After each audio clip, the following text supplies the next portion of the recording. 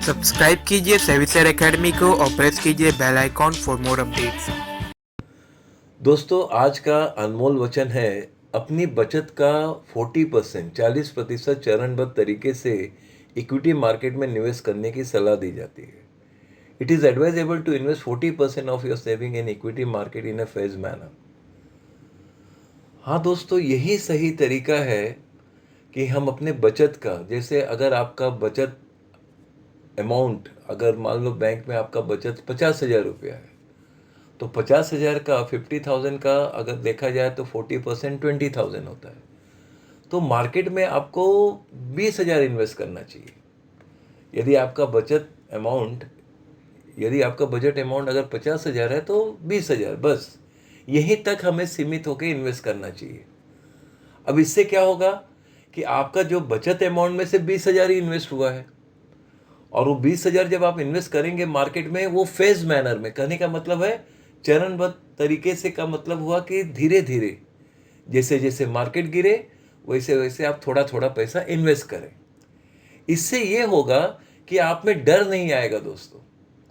क्योंकि अगर आपने, उदाहरण दे रहा हूँ, इसी उदाहरण को दूसरे तरीके से कह रहा हूँ दोस्तों, कि यदि आपका बचत अमाउंट, आपके बैंक में बचत है 50,000 का, और आपने 40-45,000 रुपया, 40 to 45,000 रुपीज़ अगर आपने मार्केट में इन्वेस्ट कर दिया, और मार्केट नेगेटिव हो रहा है, लगातार नीचे गिर रहा है, तो उसमें आप घबरा जाएंगे और काफ़ी बड़ा लॉस करके आप मार्केट से निकल जाएंगे। तो ये हुआ आपका बड़ा लॉस। लेकिन उसी पॉइंट को अगर आपने उस 40% को ही अगर इन्वेस्ट करते तो, और धीरे धीरे करते, तो यहाँ आपको डर बिल्कुल नहीं आता। तो सलाह इस बात का दिया जा रहा है दोस्तों, कि आप जब भी स्टॉक मार्केट में इन्वेस्ट करें, आप अपने सेविंग का ओनली 40%, हाँ, अप टू 40% आप इन्वेस्ट करें, और वो भी फेज मैनर में, मतलब धीरे धीरे। भाई जब जब मार्केट गिरा है, हमने थोड़ा थोड़ा 5,000, फिर 5,000, फिर 10,000, ऐसे करके हमने इन्वेस्ट किया है। इससे क्या होगा कि आप एकदम पर्टिकुलर, आपका ऑब्जेक्टिव भी काम करेगा कि भाई चलो, अब मेरे पास ये जो 20,000 है, ये 40% अमाउंट, इसे धीरे धीरे मुझे इन्वेस्ट करना है। चलो, आज मार्केट गिर गया, मैंने आज 5,000 इन्वेस्ट कर दिया। कल मार्केट गिरा, फिर मैंने 5,000 इन्वेस्ट कर दिया। मार्केट और गिरा तो मैंने एक साथ फिर 10,000 इन्वेस्ट कर दिया। अब मैंने सारा का सारा अपना 20,000 इन्वेस्ट कर दिया, बस अब इसके आगे मुझे नहीं जाना है। इससे क्या होगा कि आपका ऑब्जेक्टिव भी, इक्विटी शेयर्स में आपका जो ऑब्जेक्टिव है 40% आपने इन्वेस्ट किया, बस बाकी चलने दो। अगर रिटर्न आ रहा है पॉजिटिव तो अच्छी बात है, रिटर्न नेगेटिव आ रहा है तो कोई बात नहीं, हम पेशेंस को अप्लाई कर लेंगे। पेशेंस हमारा, हम में जो धैर्य है, उस धैर्य को हम शामिल करके चलेंगे। अपने साथ धैर्य हमारे साथ चलेगा। अगर हम में धैर्य है, पेशेंस है, तो निश्चित रूप से हम कभी लॉस करेंगे ही नहीं मार्केट में। हाँ दोस्तों, जिसके पास पेशेंस है, ये भी वास्तविकता को जान लीजिए दोस्तों, स्टॉक मार्केट में जिसके पास पेशेंस है वो कभी भी लॉस नहीं करेगा दोस्तों। आप बोलेंगे वो कैसे सर, आप बोल सकते हैं कि जिसके पास पेशेंस है वो लॉस नहीं करेगा? वो इसलिए नहीं करेगा क्योंकि जिसके पास पेशेंस है वो शेयर बेचेगा ही नहीं, वो शेयर्स को रखेगा। वो सोचेगा चलने दो 6 महीना, साल भर, 2 साल, 5 साल, उससे भी ज़्यादा हम रख लेंगे, क्योंकि उसके पास पेशेंस है।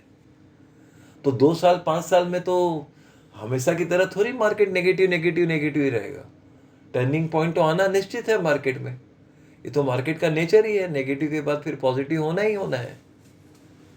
तो पेशेंस बहुत जरूरी है दोस्तों। यदि आप में पेशेंस है, आप शेयर्स को होल्ड कर सकते हैं। और अच्छा, तो पेशेंस अब कब होगा? जब आपने शेयर्स में इन्वेस्टमेंट अपने बजट के अंदर किया है, अपने बचत से जो 40% है उतना ही इन्वेस्ट किया आपने। इससे क्या होगा कि आप में डर नहीं आएगा, क्योंकि आपने धीरे धीरे इन्वेस्ट किया है, और जब जब मार्केट गिरा है तब तब आपने पैसा इन्वेस्ट किया है।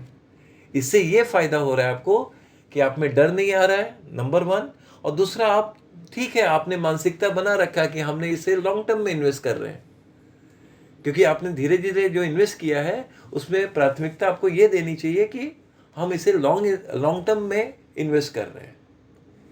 तो एज ए रिजल्ट आपका ये शेयर्स, हाँ, मैं ये भी एडवाइस हमेशा करता हूँ कि आप जहाँ भी इन्वेस्ट करें, एक अच्छा क्वालिटी स्टॉक में इन्वेस्ट करें, जिससे कि आपका पैसा प्लस पॉइंट पर ही आगे चलकर दिखाई दे। तो दोस्तों, इस वाक्य का यही पॉइंट है कि अगर हमारे पास जो भी सेविंग है, जो भी अमाउंट है सेविंग का, उसका 40% ही हमें स्टॉक मार्केट में इन्वेस्ट करना चाहिए, और वो भी धीरे धीरे, स्लोली स्टडीली। भाई जब जब मार्केट गिरा है तब तब हमने थोड़ा थोड़ा अमाउंट इन्वेस्ट किया है। ऐसा करने से समय दर समय आप अपने पैसे को पॉजिटिव रूप में भी देखेंगे, और थोड़ा लॉन्ग टर्म में अगर वो पैसा रखते हैं तो आप पॉजिटिव ट्रेंड में ही अपना पैसा देखेंगे। और एक समय ऐसा आएगा कि आपका पैसा जो आपने इन्वेस्ट किया है उसमें 20% एप्रिसिएशन है, 30% एप्रिसिएशन है, या उससे भी ज़्यादा। तो बस इसी वाक्य का यही सार है, यही निष्कर्ष है दोस्तों, कि अगर आप 40% ऑफ योर सेविंग अगर आप इन्वेस्ट करते हैं, और वो भी धीरे धीरे फेज मैनर में, तो आप कभी भी मार्केट में धीरे धीरे इन्वेस्ट करने से ये होता है कि भाई चलो हम में पेशेंस है, इस हिसाब से हमने थोड़ा थोड़ा इन्वेस्ट किया है। और जिनके पास पेशेंस है वो हमेशा मार्केट में लॉन्ग टर्म में हमेशा सक्सेसफुल ही हुए हैं दोस्तों।